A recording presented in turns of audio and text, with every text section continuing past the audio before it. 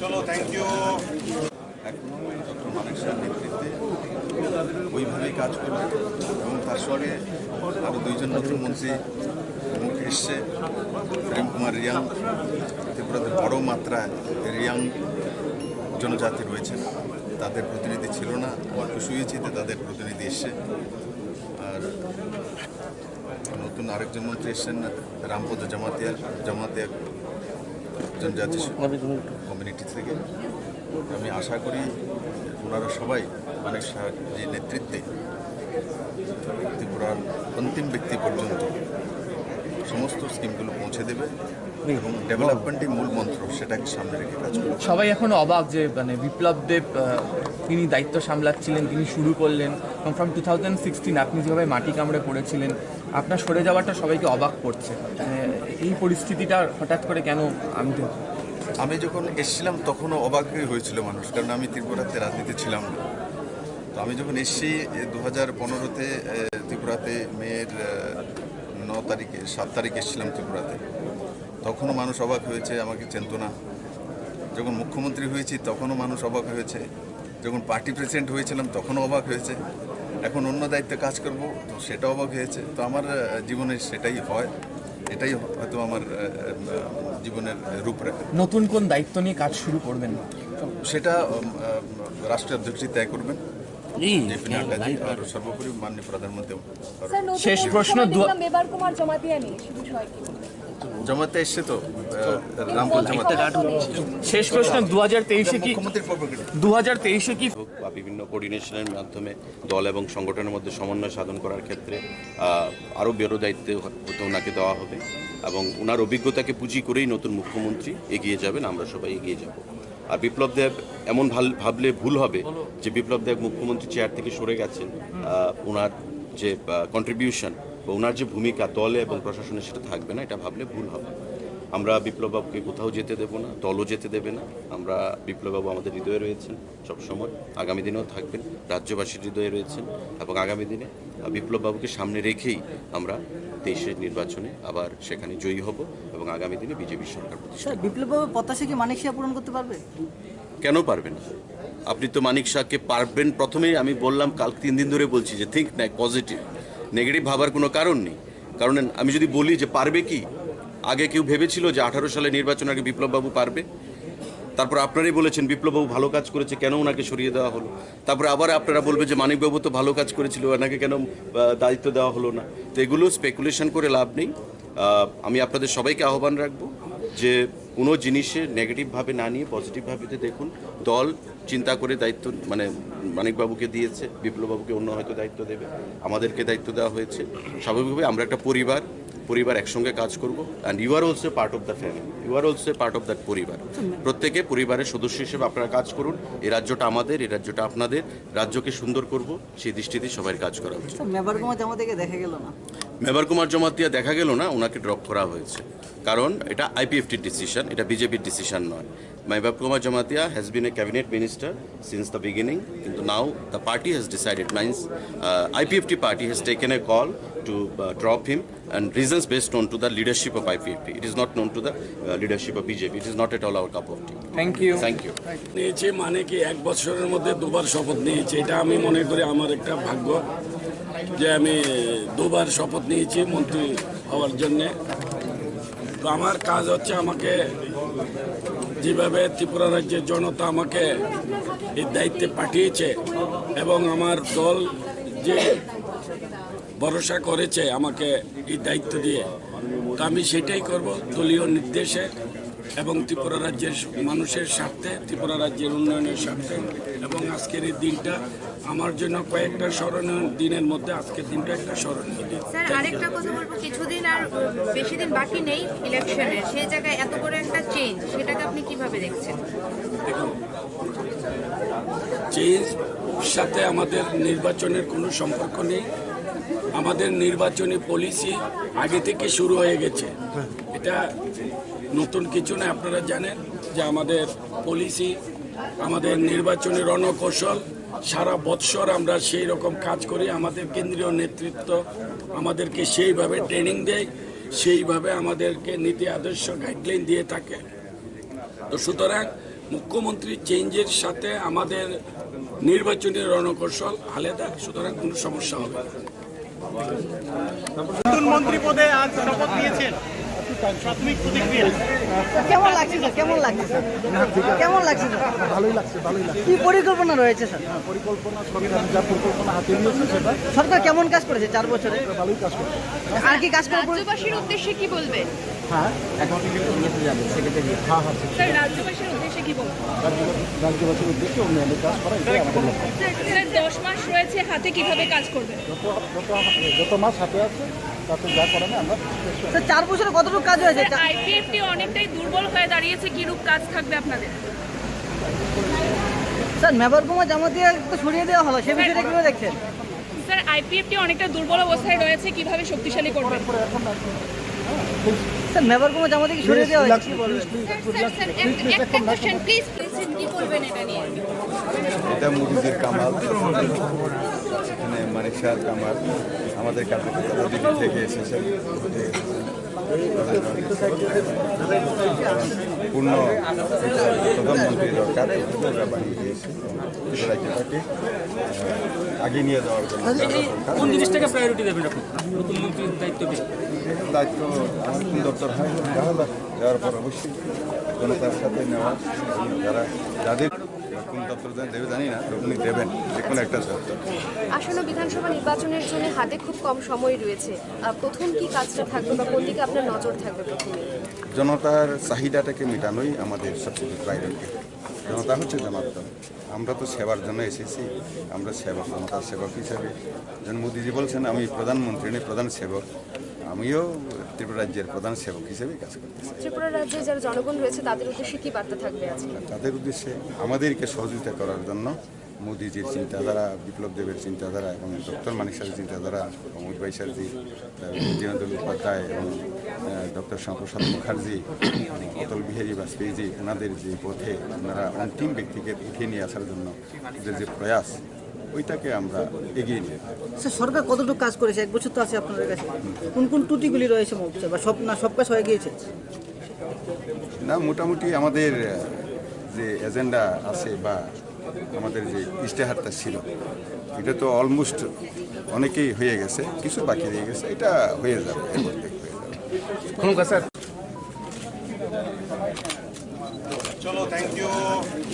এখনো ডক্টর মানিক শাহের নেতৃত্বে ওইভাবেই কাজ করবে এবং তার সঙ্গে আরও 2 জন নতুন মন্ত্রী মুখ এসছে।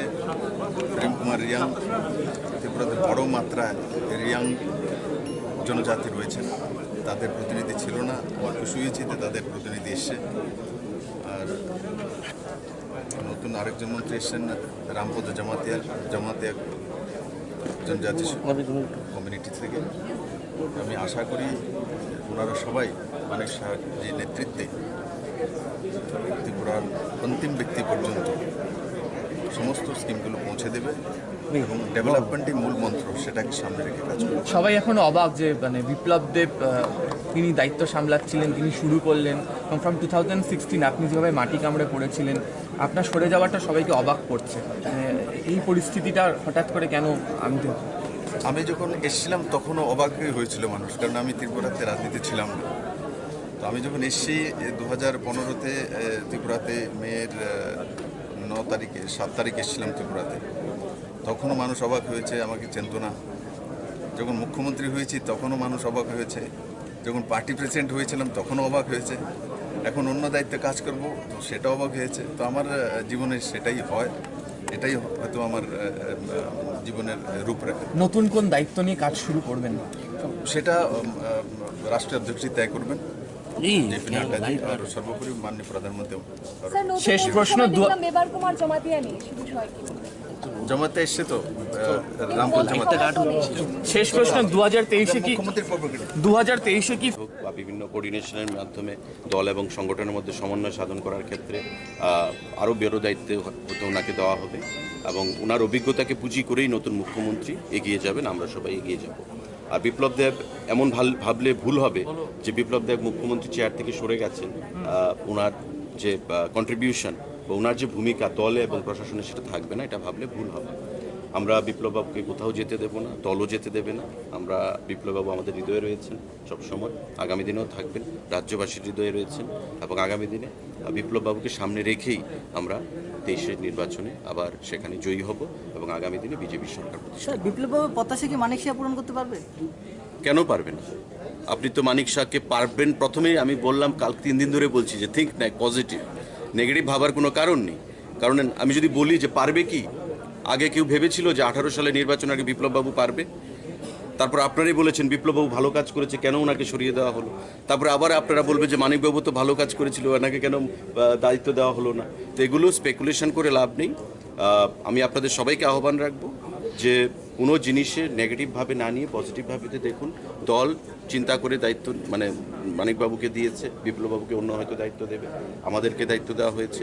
স্বাভাবিকভাবে আমরা একটা পরিবার একসঙ্গে কাজ করব। And you are also part of the family, you are also part of that পরিবার। প্রত্যেকে পরিবারের সদস্য হিসেবে আপনারা কাজ করুন। এই রাজ্যটা আমাদের, এই রাজ্যটা আপনাদের, রাজ্যকে সুন্দর করব সেই দৃষ্টিতে সবাই কাজ করা উচিত। মেবার কুমার জামাতিয়াকে দেখা গেল না। মেবার কুমার জমাতিয়া দেখা গেল না, ওনাকে ড্রপ করা হয়েছে, কারণ এটা আইপিএফটির ডিসিশন, এটা বিজেপির ডিসিশন নয়।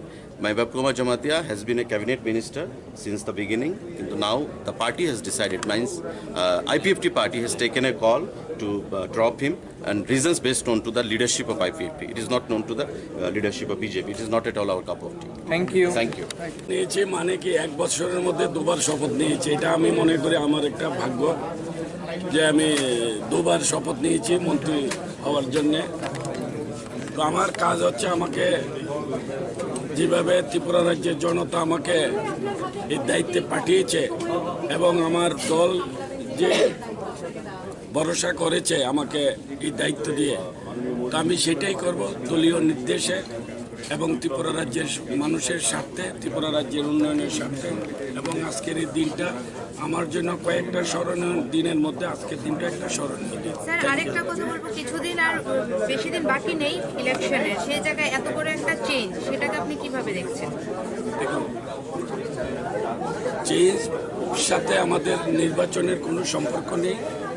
আমাদের নির্বাচনী পলিসি আগে থেকে শুরু হয়ে গেছে, এটা নতুন কিছু না। আপনারা জানেন যে আমাদের পলিসি, আমাদের নির্বাচনী রণকৌশল সারা বৎসর আমরা সেই রকম কাজ করি। আমাদের কেন্দ্রীয় নেতৃত্ব আমাদেরকে সেইভাবে ট্রেনিং দেয়, সেইভাবে আমাদেরকে নীতি আদর্শ গাইডলাইন দিয়ে থাকে। তো সুতরাং মুখ্যমন্ত্রী চেঞ্জের সাথে আমাদের নির্বাচনী রণকৌশল আলাদা, সুতরাং কোনো সমস্যা হবে না।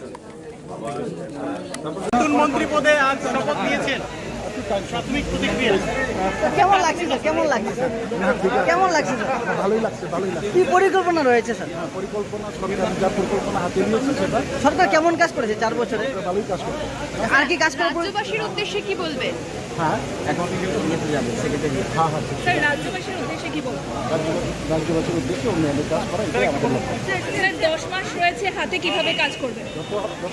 যত মাস হাতে আছে তাতে যা করানো আমরা স্যার 4 বছরে কতটুকু কাজ হয়েছে? আইপিএফটি অনেকটাই দুর্বল হয়ে দাঁড়িয়েছে, কিরূপ কাজ থাকবে আপনাদের? স্যার মেবার কুমার জামাতিয়া তো সরিয়ে দেওয়া হলো, সে বিষয়টা কিভাবে দেখছেন? স্যার আইপিএফটি অনেকটা দুর্বল অবস্থায় রয়েছে, কিভাবে শক্তিশালী করবেন? স্যার মেবার কুমার জামাতিয়াকে সরিয়ে দেওয়া হয়েছে, কি বলবেন?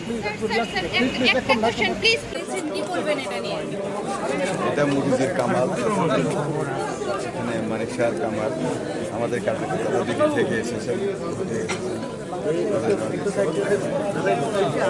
পূর্ণ প্রধানমন্ত্রী দরকার, ওরা বানিয়ে দিয়েছে রাজ্যটাকে আগিয়ে নিয়ে যাওয়ার জন্য। কোন জিনিসটাকে প্রায়োরিটি দেবেন আপনি নতুন মন্ত্রীর দায়িত্বকে? দায়িত্ব কোন দপ্তর হয় দেওয়ার পর অবশ্যই জনতার সাথে নেওয়া, যাদের কোন দপ্তর দেবে জানি না, উনি দেবেন যে কোনো একটা দপ্তর। আসন্ন বিধানসভা নির্বাচনের জন্য হাতে খুব কম সময় রয়েছে, প্রথম কি কাজটা থাকবে বা কোন দিকে আপনার নজর থাকবে প্রথমে? জনতার চাহিদাটাকে মেটানোই আমাদের সবচেয়ে প্রায়োরিটি। জনতা হচ্ছে জনার্দন, আমরা তো সেবার জন্য এসেছি, আমরা সেবক, জনতার সেবক হিসেবে। যেন মোদিজি বলছেন আমি প্রধানমন্ত্রী নই, প্রধান সেবক, আমিও ত্রিপুরা রাজ্যের প্রধান সেবক হিসেবে কাজ করতেছি। ত্রিপুরা রাজ্যে যারা জনগণ রয়েছে তাদের উদ্দেশ্যে কি বার্তা থাকবে আজকে? তাদের উদ্দেশ্যে আমাদেরকে সহযোগিতা করার জন্য মোদিজির চিন্তাধারা, বিপ্লব দেবের চিন্তাধারা এবং ডক্টর মানিক স্যারের চিন্তাধারা, অমিত ভাই স্যারজি, দীনদয়াল উপাধ্যায় এবং ডক্টর শ্যামাপ্রসাদ মুখার্জি, অটল বিহারী বাজপেয়ীজি, ওনাদের যে পথে ওনারা অন্তিম ব্যক্তিকে উঠিয়ে নিয়ে আসার জন্য ওদের যে প্রয়াস, ওইটাকে আমরা এগিয়ে নিই। স্যার, সরকার কতটুকু কাজ করেছে? 1 বছর তো আছে আপনাদের কাছে। কোন কোন ত্রুটিগুলি রয়েছে মোর্চা, বা সব কাজ হয়ে গিয়েছে? না, মোটামুটি আমাদের যে এজেন্ডা আছে বা আমাদের যে ইশতেহারটা ছিল, এটা তো অলমোস্ট অনেকেই হয়ে গেছে, কিছু বাকি রয়ে গেছে, এটা হয়ে যাবে, এর মধ্যে হয়ে যাবে। স্যার, চলো, থ্যাংক ইউ। এখনো ডক্টর মানিক সাহেবের নেতৃত্বে ওইভাবেই কাজ করবে এবং তার সঙ্গে আরও 2 জন নতুন মন্ত্রী মুখ এসছে। প্রেম কুমার রিয়াং, ত্রিপুরাতে বড় মাত্রায় রিয়াং জনজাতি রয়েছেন, তাদের প্রতিনিধি ছিল না, আমার খুশি হয়েছে যে তাদের প্রতিনিধি এসছে। আর নতুন আরেকজন মন্ত্রী এসছেন রামপদ জামাতিয়া জনজাতি কমিউনিটি থেকে।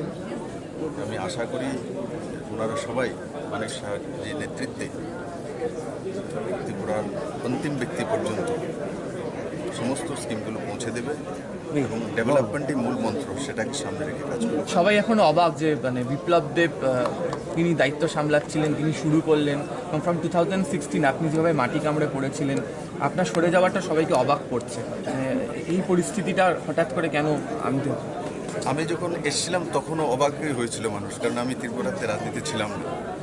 তো আমি যখন এসেছি 2015-তে ত্রিপুরাতে মেয়ের 7 তারিখে এসেছিলাম ত্রিপুরাতে, তখনও মানুষ অবাক হয়েছে, আমাকে চিনতো না। যখন মুখ্যমন্ত্রী হয়েছি তখনও মানুষ অবাক হয়েছে, যখন পার্টি প্রেসিডেন্ট হয়েছিলাম তখনও অবাক হয়েছে, এখন অন্য দায়িত্বে কাজ করব তো সেটা অবাক হয়েছে। তো আমার জীবনে সেটাই হয়, এটাই হয়তো আমার জীবনের রূপরেখা। নতুন কোন দায়িত্ব নিয়ে কাজ শুরু করবেন সেটা রাষ্ট্রের অধ্যক্ষই তয় করবেন, জেপি নাড্ডাজি আর সর্বোপরি মাননীয় প্রধানমন্ত্রী। শেষ প্রশ্ন, জমাতে এসছে তো রামপদ জমাতে। শেষ প্রশ্ন, 2023-এ কি মুখ্যমন্ত্রীর পক্ষ 2023-এ কি বা বিভিন্ন কোঅর্ডিনেশনের মাধ্যমে দল এবং সংগঠনের মধ্যে সমন্বয় সাধন করার ক্ষেত্রে আরও বড় দায়িত্ব হতে ওনাকে দেওয়া হবে এবং ওনার অভিজ্ঞতাকে পুঁজি করেই নতুন মুখ্যমন্ত্রী এগিয়ে যাবেন, আমরা সবাই এগিয়ে যাব।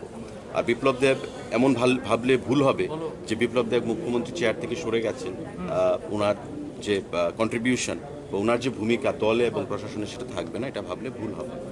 আমরা বিপ্লববাবুকে কোথাও যেতে দেব না, দলও যেতে দেবে না। আমরা বিপ্লববাবু আমাদের হৃদয়ে রয়েছেন সবসময়, আগামী দিনেও থাকবেন, রাজ্যবাসীর হৃদয়ে রয়েছেন এবং আগামী দিনে বিপ্লববাবুকে সামনে রেখেই আমরা 23-এর নির্বাচনে আবার সেখানে জয়ী হব এবং আগামী দিনে বিজেপি সরকার প্রতিষ্ঠা। বিপ্লববাবুর প্রত্যাশা কি মানিক শাহ পূরণ করতে পারবে? কেন পারবেন? আপনি তো মানিক শাহকে পারবেন, প্রথমেই আমি বললাম, কাল 3 দিন ধরে বলছি যে থিঙ্ক পজিটিভ, নেগেটিভ ভাবার কোনো কারণ নেই। কারণ আমি যদি বলি যে পারবে কি, আগে কেউ ভেবেছিল যে 18 সালে নির্বাচন আগে বিপ্লববাবু পারবে? তারপর আপনারাই বলেছেন বিপ্লববাবু ভালো কাজ করেছে, কেন ওনাকে সরিয়ে দেওয়া হলো? তারপরে আবার আপনারা বলবে যে মানিকবাবু তো ভালো কাজ করেছিল, ওনাকে কেন দায়িত্ব দেওয়া হলো না? তো এগুলো স্পেকুলেশন করে লাভ নেই। আমি আপনাদের সবাইকে আহ্বান রাখবো যে কোনো জিনিসে নেগেটিভভাবে না নিয়ে পজিটিভভাবে দেখুন। দল চিন্তা করে দায়িত্ব মানিকবাবুকে দিয়েছে, বিপ্লববাবুকে অন্য হয়তো দায়িত্ব দেবে, আমাদেরকে দায়িত্ব দেওয়া হয়েছে। স্বাভাবিকভাবে আমরা একটা পরিবার একসঙ্গে কাজ করব। And you are also part of the family, you are also part of that পরিবার। প্রত্যেকে পরিবারের সদস্য হিসেবে আপনারা কাজ করুন। এই রাজ্যটা আমাদের, এই রাজ্যটা আপনাদের, রাজ্যকে সুন্দর করব সেই দৃষ্টিতে সবাই কাজ করা উচিত। মেবার কুমার জমাতিয়াকে দেখা গেল না, মেবার কুমার জমাতিয়া দেখা গেল না, ওনাকে ড্রপ করা হয়েছে, কারণ এটা আইপিএফটির ডিসিশন, এটা বিজেপির ডিসিশন নয়। Mebar Kumar Jamatia has been a cabinet minister since the beginning, কিন্তু now the party has decided, means IPFT party has taken a call to drop him, and reasons based on to the leadership of IPFT. It is not known to the leadership of BJP. It is not at all our cup of tea. Thank you. নিয়েছি মানে কি 1 বছরের মধ্যে 2বার শপথ নিয়েছি, এটা আমি মনে করি আমার একটা ভাগ্য যে আমি 2বার শপথ নিয়েছি মন্ত্রী হওয়ার জন্যে। তো আমার কাজ হচ্ছে, আমাকে যেভাবে ত্রিপুরা রাজ্যের জনতা আমাকে এই দায়িত্বে পাঠিয়েছে এবং আমার দল যে ভরসা করেছে আমাকে এই দায়িত্ব দিয়ে, তো আমি সেটাই করব দলীয় নির্দেশে। এবং ত্রিপুরা রাজ্যের মানুষের স্বার্থে, ত্রিপুরা রাজ্যের উন্নয়নের স্বার্থে। এবং আজকের এই দিনটা আমার জন্য কয়েকটা স্মরণীয় দিনের মধ্যে আজকের দিনটা একটা স্মরণীয় দিন। স্যার আরেকটা কথা বলবো, কিছুদিন আর বেশি দিন বাকি নেই ইলেকশনের, সেই জায়গায় এত বড় একটা চেঞ্জ, সেটাকে আপনি কিভাবে দেখছেন? দেখুন, চেঞ্জ সাথে আমাদের নির্বাচনের কোনো সম্পর্ক নেই। আমাদের নির্বাচনী পলিসি আগে থেকে শুরু হয়ে গেছে, এটা নতুন কিছু না। আপনারা জানেন যে আমাদের পলিসি, আমাদের নির্বাচনী রণকৌশল সারা বৎসর আমরা সেই রকম কাজ করি। আমাদের কেন্দ্রীয় নেতৃত্ব আমাদেরকে সেইভাবে ট্রেনিং দেয়, সেইভাবে আমাদেরকে নীতি আদর্শ গাইডলাইন দিয়ে থাকে। তো সুতরাং মুখ্যমন্ত্রী চেঞ্জের সাথে আমাদের নির্বাচনী রণকৌশল আলাদা, সুতরাং কোনো সমস্যা হবে না। নতুন মন্ত্রী পদে আজ শপথ নিয়েছেন, প্রাথমিক প্রতিক্রিয়া কেমন লাগছে স্যার? কেমন লাগছে স্যার? কেমন লাগছে স্যার? ভালোই লাগছে, ভালোই লাগছে। কি পরিকল্পনা রয়েছে স্যার? পরিকল্পনা, সরকার যা পরিকল্পনা হাতে নিয়েছে সেটা সরকার কেমন কাজ করেছে 4 বছরে? ভালোই কাজ করছে। আর কি কাজ করে? রাজ্যবাসীর উদ্দেশ্যে কি বলবেন? হ্যাঁ এখন ইয়েতে যাবে সেক্রেটারি। হ্যাঁ হ্যাঁ, স্যার রাজ্যবাসীর উদ্দেশ্যে কি বলবেন?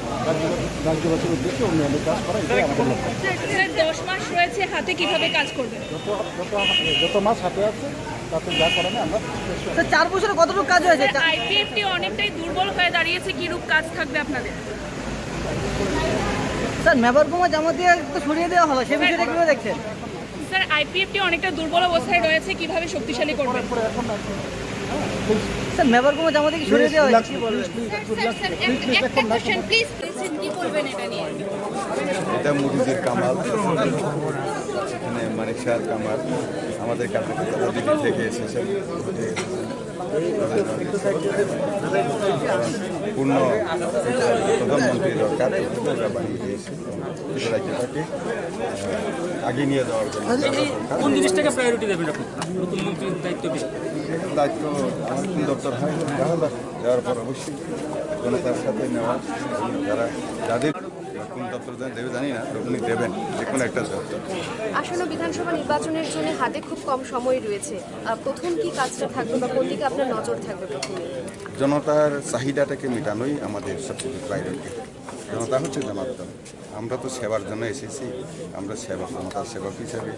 যেন মোদিজি বলছেন আমি প্রধানমন্ত্রী নই, প্রধান সেবক, আমিও ত্রিপুরা রাজ্যের প্রধান সেবক হিসেবে কাজ করতেছি। ত্রিপুরা রাজ্যে যারা জনগণ রয়েছে তাদের উদ্দেশ্যে কি বার্তা থাকবে আজকে? তাদের উদ্দেশ্যে আমাদেরকে সহযোগিতা করার জন্য মোদিজির চিন্তাধারা, বিপ্লব দেবের চিন্তাধারা এবং ডক্টর মানিক শাহের চিন্তাধারা, অমিত ভাই স্যারজি, দীনদয়াল উপাধ্যায় এবং ডক্টর শ্যামাপ্রসাদ মুখার্জি, অটল বিহারী বাজপেয়ীজি, ওনাদের যে পথে ওনারা অন্তিম ব্যক্তিকে উঠিয়ে নিয়ে আসার জন্য ওদের যে প্রয়াস, ওইটাকে আমরা এগিয়ে নিয়ে।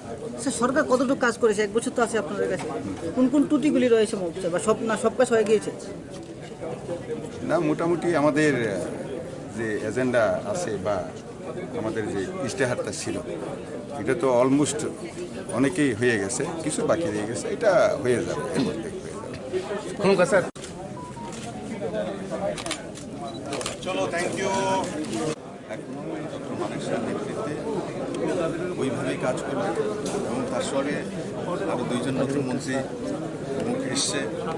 প্রেম কুমার রিয়াং, ত্রিপুরাতে বড় মাত্রায় রিয়াং জনজাতি রয়েছেন, তাদের প্রতিনিধি ছিল না, কুশুইচিতে তাদের প্রতিনিধি এসছে। আর নতুন আরেকজন মন্ত্রী এসছেন রামপদ জামাতিয়া জনজাতি